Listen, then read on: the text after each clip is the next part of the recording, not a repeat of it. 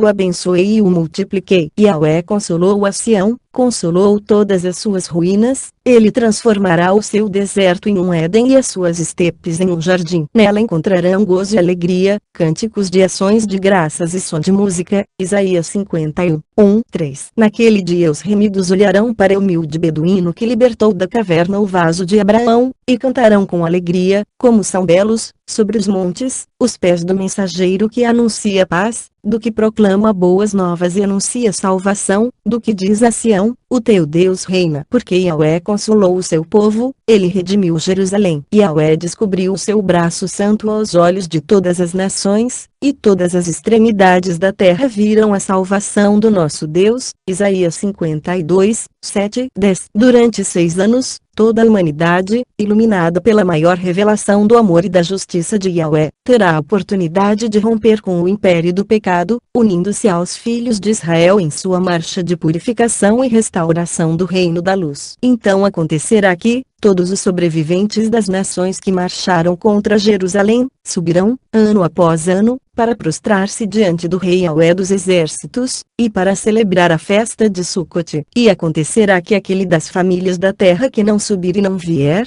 haverá contra ele a praga com que Yahweh ferirá as nações que não subirem para celebrar a festa de Sucote. Zacarias 14. 16, 18. Naqueles anos de oportunidade, soará por todas as partes do mundo o último convite de misericórdia, num apelo para que todos os pecadores se arrependam e se unam numa eterna aliança com Yahweh, dizendo: assim diz Yahweh, observai o direito e praticai a justiça, porque a minha salvação está prestes a chegar e a minha justiça, a manifestar-se. Bem-aventurado o homem que assim procede, o filho do homem que nisto se firma, que guarda o sábado e não o profana e que guarda sua mão de praticar o mal. Não digo estrangeiro que se entregou a Yahweh, naturalmente Yahweh vai excluir-me do seu povo, nem digo eunuco, não há dúvida, eu não passo de uma árvore seca. Pois assim diz Yahweh aos eunucos que guardam os meus sábados e optam por aquilo que é a minha vontade, permanecendo fiéis à minha aliança, hei de dar-lhes, na minha casa e dentro dos meus muros, um monumento e um nome mais precioso do que teriam com filhos e filhas, hei de dar-lhes um eterno nome, que não será extirpado. E, quanto aos estrangeiros que se entregarem a Yahweh para servi-lo, sim, para amar o nome de Yahweh e tornarem-se servos seus, a saber, todos os que se abstêm de profanar o sábado e que se mantêm fiéis à minha aliança, trá-los-ei ao meu santo monte e os cobrirei de alegria na minha casa de oração. Os seus holocaustos e os seus sacrifícios serão bem aceitos no meu altar. Com efeito, a minha casa será chamada casa de oração para todos os povos. Isaías 56. 7. Nos 6 anos de oportunidade, Samael, o grande enganador, num gesto de desespero, empregará todos os recursos possíveis para impedir a realização de Yahweh através de seu povo. Em oposição à santificação do sábado, que é o sinal da aliança entre Yahweh e seus escolhidos, numerosas religiões, aliadas a governantes ímpios, imporá outro dia para o culto, não podendo comprar nem vender todos aqueles que mantiverem-se fiéis à aliança de Yahweh. Ver Ezequiel 20:20, Apocalipse 13, naqueles anos de provas.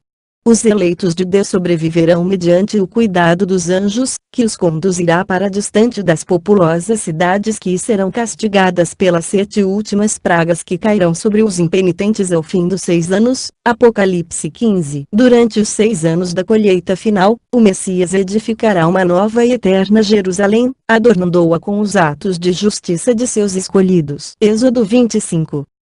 8, Isaías 60. 10, 22, Zacarias 6. 12, 15, Apocalipse 13, 12, essa nova Jerusalém somente será revelada ao completar-se toda a justiça divina, ao fim do 7º ano, período em que os eleitos de Deus terão como desafio viver uma vida sem culpas, pois qualquer ato de rebeldia naquele tempo, ficaria sem expiação, significando eterna vergonha para o Criador. Ao completarem-se os 7 anos, o Messias aparecerá nas nuvens do céu, acompanhado por todas as hostes celestes, ao tocar sua trombeta naquele grande Rosassaná. Os fiéis falecidos, ressuscitarão revestidos de glória, os vivos vitoriosos, serão transformados num abrir e fechar de olhos, recebendo corpos perfeitos, juntos, todos os remidos serão arrebatados para Nova Jerusalém, numa viagem inesquecível que começará no 1º dia da festa de Sukkot, depois de 7 dias de feliz ascensão, chegarão à cidade santa para comemorarem, diante do trono, o 8º dia da festa. Como que a sonhar,